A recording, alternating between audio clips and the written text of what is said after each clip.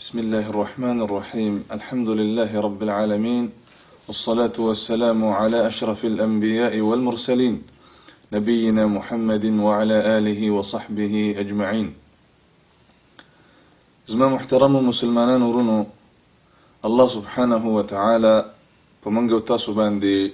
ډېر احسانات کړي دي، او په هغه احساناتو کې یو بهترین احسان او د رب العالمین خصوصي فضل هغه دین اسلام دی چې الله سبحانه وتعالى موږ او تاسو ته نصیب کړي. نو د دې بهترین نعمت قدر کول پکار دي، د دې بهترین نعمت شکر ادا کول پکار دي. نو د دې لپاره چې موږ د دین اسلام په قدر باندې پوه شو، او د دې لپاره چې موږ د دین اسلام د دې ښکلي نعمت شکریا ادا کو، نو زما عزتمندو دا ضروري ده چې موږ او تاسو هغه اعمال وپیژنو، هغه عقاید وپیژنو د کومو په وجه باندې چې انسان د دې نعمت نه محرومیږي، او هغې ته د علماو په اصطلاح کې نواقض اسلام وایي. نو په هغې کې بعضې نواقض بیان شوي و، د هغوی سلسله موږ شروع کړې وه د دې لپاره چې د خپل اسلامي دولت محفوظ کو. نو زما عزتمندو نن به په دې باندې بحث کوو چې مشرک ته مشرک نه ویل، یا کافر ته کافر نه ویل، یا د مشرک او د کافر په کفر کې شک کول، او یا د هغې مذهب ته صحیح ویل، د دې په وجه باندې انسان د دې ښکلي نعمت نه محرومیږي، او مسلمان نه پاتې کیږي بلکې په کفر کې داخلیږي.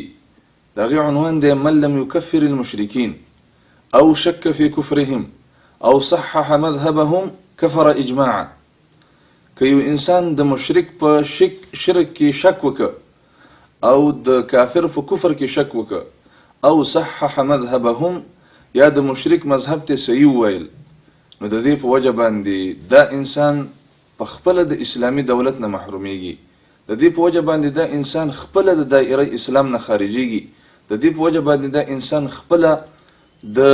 په کفر کې داخلیږي. وجه دا ده چې اسلام یو ښکلی او واضح دین دی،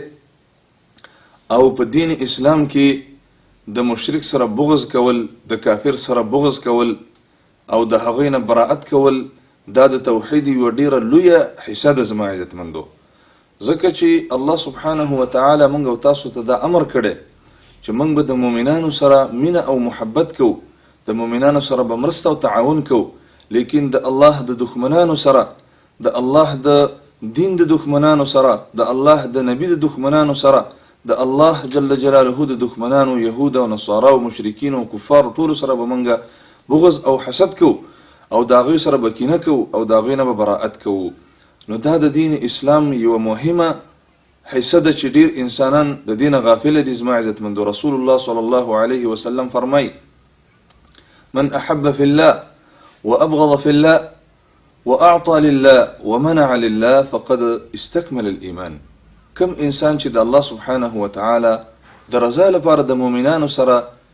مینه وکړله، او د هغوی سره مرسته او کومک وکړه، او د الله د رضا لپاره یو مؤمن ته ورکړه، او هغې ته څه ورکړل،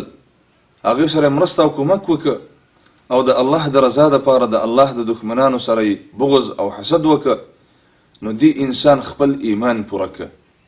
نو زما عزتمندو دین اسلام واضح دین دی، دین اسلام ښکلی دین دی، دین اسلام کامل دین دی. نو او د دین اسلام په وجه باندې انسان کولی شي چې الله سبحانه وتعالی سره خپل تعلق قائم کی. د دین اسلام په وجه باندې انسان په دنیا او آخرت کې کامیابیږي، او د دین علاوه نور ټول دینونه باطل، ټول عقیدې باطلې، او ټول لارې الله سبحانه وتعالی ته بندې دي الا طریقة محمد صلی الله علیه وسلم. صرف د الله د رسول محمد صلی الله علیه وسلم په تابعدارۍ کې انسان کولی شي چې خپل رب ته ورسیږي. زما عزتمندو مختصر باید داسې ووایو چې د الله دښمن ته د الله دښمن ویل پکار دی، مشرک ته مشرک ویل پکار دی، کافر ته کافر ویل پکار دی، او د هغې نه براءت کول دا ضروري دی زما عزتمندو. د دې د وجې نه چې زموږ او ستاسو دیني سرمایه محفوظه شي، نو پکار ده چې موږ او تاسو د کفارو په کفر کې شک ونه کړو، او د مشرکینو په شرک کې شک ونه کړو، او هغوی ته مشرکین ووایو، کفارو ته کفار ووایو، د هغې نه خپل براءت وکړو، د دې دپاره چې زموږ او ستاسو دیني سرمایه محفوظه شي. زما عزتمندو نن په دنیا کې یوه فتنه واقع ده، یوه فتنه شروع شوې، فتنې خو ډېرې زیاتې دي، خو دا ډېره خطرناکه فتنه ده. هغه دا د زما عزتمندو چې یو فکر شروع شوی د کفارو لخوا نه، د یهودو او نصاراو د حربي یوه حصه د هغه دا د زما عزتمندو چې په دنیا کې یو کوشش شروع کړی چې دا ټول دینونه رایو کړي، هغې ته وایي تقارب الادیان، ټول دینونه رایو کړي او دا عقیده وساتي چې هر سړی په حق باندې دی او هر دین والا کولی شي چې خپل عبادت وکړي او کولی شي چې د هغې په وجه باندې د خپل رب سره تعلق قایم کړي او کولی شي چې دغه ټولې لارې به صحیح دي او هر سړی به په دې لارو باندې خپل عبادت کوي. لکه څنګه چې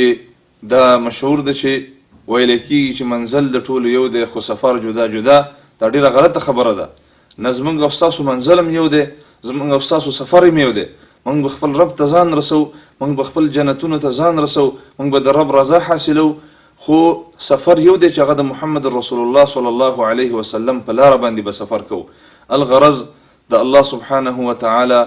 دین واضح دین دی، د الله سبحانه وتعالی دین اسلام کامل دین دی. نو پکار ده چې موږ او تاسو په دین اسلام باندې خپلې منګولې ولګو او په دین اسلام باندې خپله ټوله زندگی تیره کړو. والسلام علیکم ورحمة الله وبرکاته.